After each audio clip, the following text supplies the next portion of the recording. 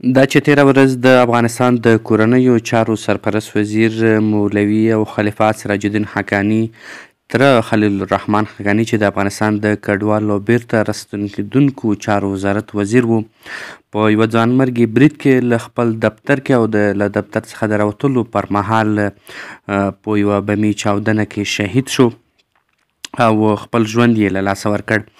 یا د پیښې ته د افغانستان چارواکو په بهرنیو هیوادونو او په ټوله کې ټولو خلکو ډېر پراخ غبرګونونه وښودل.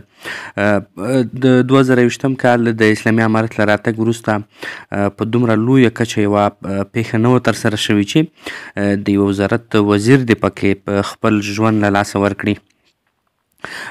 د یادې بمي چاودنې په وروسته تېره ورځ د خلیل الرحمن حقاني جنازه د پکتیا ګرد څېړی مربوط د دوی په خپله پلرنۍ هدیره کې خاورو ته وسپارل شوه. په یاده جنازه کې د نوموړي تره انس حقاني، البته د نوموړي وراره انس حقاني او سراج الدین حقاني ویناوې وکړې.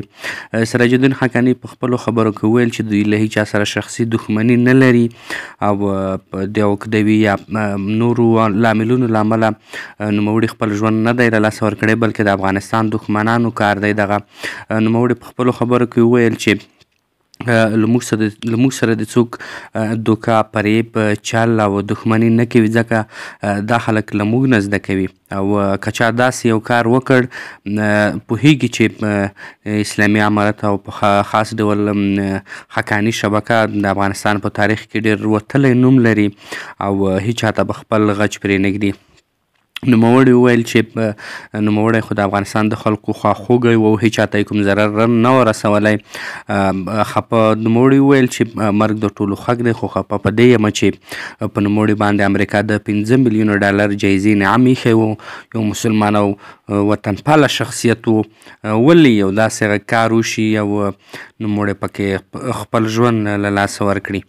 د نوموړي د خلیل الرحمن حقاني بل وراره انس حقاني هم له ټولو هیوادونو چارواکو او په ټوله کې له خلکو مننه وکړه او ویې ویل چې د دوی سره په دغه غم کې غم شریکي کړې. نوموړي وویل چې دوی خپل بدل هیچا ته نه پرېږدي، هغه هم که په داخلي سطحه وي که په خارجي سطحه وي که په هره سطحه یې د خلیل الرحمن حقاني قاتلین به پیدا کوي او په سزا به یې رسوي.